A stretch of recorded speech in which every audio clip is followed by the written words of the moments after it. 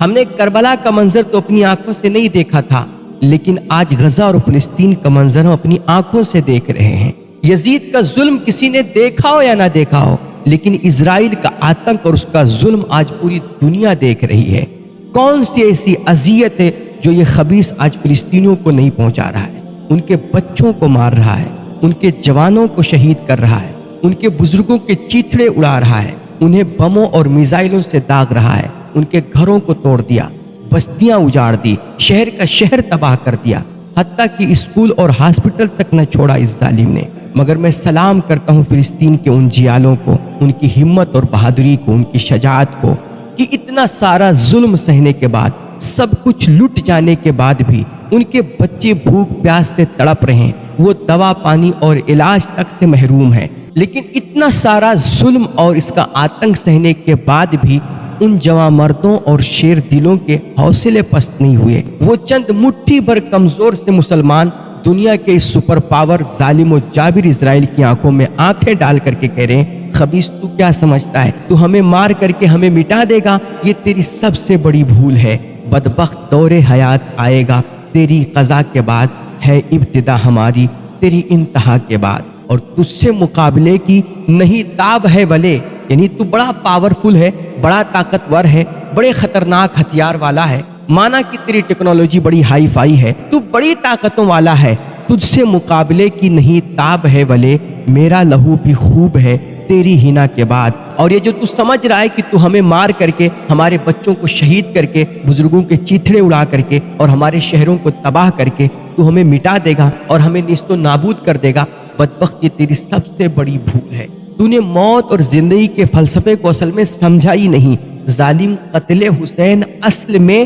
مرگ یزید ہے، اسلام زندہ ہوتا ہے ہر کربلا کے بعد۔ سوچئے کتنا مضبوط ایمان ہے ان فلسطینی مجاہدین کا۔ سچ فرمایا تھا میرے صادق و مصدوق نبی صلی اللہ علیہ وآلہ وسلم نے کہ جب ساری دنیا فتنوں سے بھر جائے گی، ہر طرف برائیاں اور بے حیائیاں عام ہو جائیں گی، اور جب صرف نام کے 56 اور 57 اسلامی ممالک بچیں گے، ورنہ حقیقت میں ان کے اندر نہ کچھ ایمانی غیرت ہوگی اور نہ طاقت و قوت، وہ دنیا کی رنگ رنگینیوں میں مست ہو چکے ہوں گے، اپنی عیاشیوں میں مگن ہوں گے، اور بڑے بڑے دیندار اور صاحبان جبہ و دستار جب حالات سے سہم جائیں گے، وہ ماحول سے خوف زدہ ہو کر کے اس قدر بزدل ہو جائیں گے کہ وہ غلط کو غلط کہنے کی بھی ہمت نہیں کر پائیں گے، وہ مظلوموں کا کھل کر کے ساتھ بھی نہیں دے پائیں گے، وہ اسرائیل کے خلاف ایک پوسٹ لکھنے میں بھی نہ مصلحت دیکھیں گے کہ کہیں ایسا نہ ہو کہ ان کے خلاف کوئی ایکشن ہو جائے، ان کے خلاف کوئی کارروائی ہو جائے۔ آج بڑے بڑے لوگ یہ اسرائیل کے خلاف کیوں نہیں لکھ رہے ہیں؟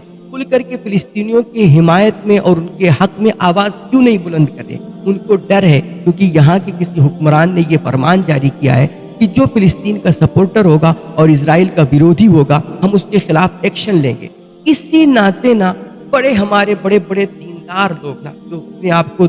دین کا اور ایمان کا ٹھیکہ لے کر کے بیٹھے ہیں، وہ آج فلسطین کے حق میں آواز اٹھانا مناسب نہیں سمجھتے ہیں۔ اللہ اکبر! ہمیں اس قدر ذہنی اور شعوری طور پر یار بزدل بنا دیا گیا، ہم اس قدر سہم گئے، اس قدر خوف زدہ ہو گئے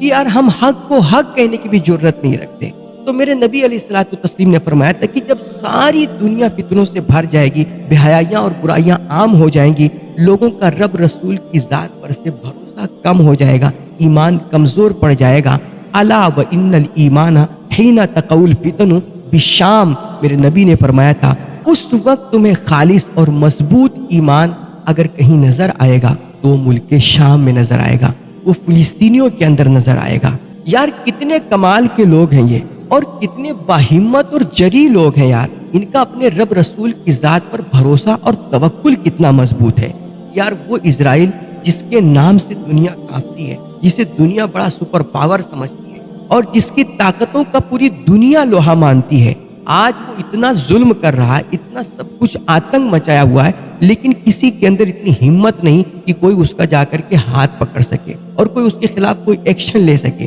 صرف اس کی طاقت سے دنیا گھبراتی ہے۔ مگر دیکھو ان اللہ کی چند مخلص بندوں کا ایمان کتنا مضبوط ہے کہ جس اسرائیل کے نام سے دنیا کانپتی ہے، ان اللہ کے چند مٹھی بھر بندوں نے اس کی ناک میں دم کر کے رکھ دیا ہے، اس کو گھٹنے پہ لا کر کے کھڑا کر دیا ہے اور پوری دنیا کے سامنے اسے ننگا کر کے رکھ دیا ہے۔ آپ سوچیں اسرائیل کا خوف پوری دنیا پر حتیٰ کہ عرب ممالک پر کس قدر بیٹھا ہوا ہے۔ ابھی دیکھو سعودیہ عربیہ نے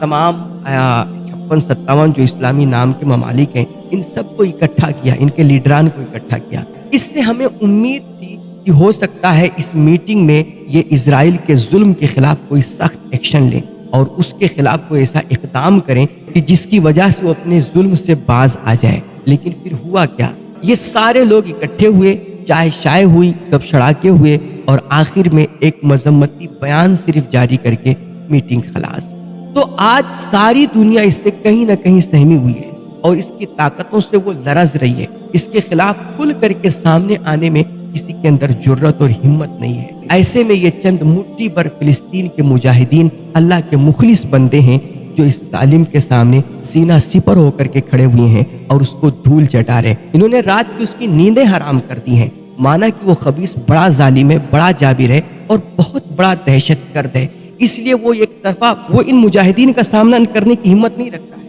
وہ بڑا بزدل ہے، دنیا کے سامنے اس نے جو بھی ہوا بنا رکھا ہو، لیکن حقیقت میں وہ بڑا ڈرپوک اور بڑا مزدل ہے۔ خود قرآن اس بات کی گواہی دیتا ہے کہ یہودی قوم ہی ایسی پوری ہوتی ہے نا جو موت سے بہت گھبراتی ہے، تو اس کے اندر اتنی ہمت نہیں ہے کہ وہ ان اللہ کے شیروں اور ان مومنین بندوں کا وہ سامنا کر سکے۔ اس لیے وہ معصوم بچوں کو قتل کر رہا ہے، وہ ان کے ہاسپٹلز پہ حملہ کر رہا ہے، انہیں بھوک اور پیاس سے تڑپا رہا ہے۔ یہ جب اپنے بچوں کو اور اپنی عورتوں کو، اپنے بزرگوں کو تڑپتا دیکھیں گے تو یہ پیچھے ہٹ جائیں گے۔ لیکن انہوں نے ٹھان لی ہے کہ اس بار چونکہ یہ صدیوں سے ان پہ ظلم کرتا آ رہا ہے، ان کی زمینوں کو غصب کر رہا ہے، ان کے ملک پر قابض ہو رہا ہے اور چوری کر کے اوپر سے انہی پہ سینہ زوری کر رہا ہے، تو انہوں نے ٹھان لیا ہے کہ ہمارا سب کچھ لٹ جائے نا، لیکن اس ظالم کو اس بار ہم بخشیں گے نہیں۔ اس بار وہ سر پر کفن باندھ کر کے اور یہ طے کر کے میدان میں اترے ہیں کہ یا تو شہادت اور یا تو آزادی۔ اور ایسے بندوں کے لیے اور ایسے مومنین مخلصین اور جو اللہ کے جواں مرد اور شیر دل بندے ہوتے ہیں، انہی کے لیے اللہ کا یہ فرمان ہے، ان تنصروا اللہ ینصرکم ویثبت اقدامکم، کہ اگر تم اللہ کی مدد کرو گے تو پھر اللہ بھی تمہاری مدد کرے گا۔ یہ جو قربانیاں اہل فلسطین آج دے رہے ہیں، یہ جو بچے اپنے لٹا رہے ہیں، گھر بھار لٹا رہے ہیں اور خود اپنی جانیں گنوا رہے ہیں، اللہ کی قسم ان کی یہ قربانیاں برباد نہیں جائیں گی، ان کی یہ شہادتیں بیکار نہیں جائیں گی، ان کا لہو رنگ لائے گا، کیونکہ میرے اللہ کا وعدہ ہے ان مع العسر یسرا، کہ ہر تنگی کے بعد، ہر دشواری اور کٹھنائی کے بعد آسانی ضرور آیا کرتی ہے۔ یہ قدرت کا نیم ہے کہ رات آئی ہے تو اس کے بعد صبح ضرور طلوع ہوگی، یہ اندھیرے چھٹیں گے، ظلمتوں کا خاتمہ ہوگا اور اللہ کا دین غالب آئے گا، اور ایک نہ ایک دن فلسطینی اپنی صبح آزادی ضرور منائیں گے۔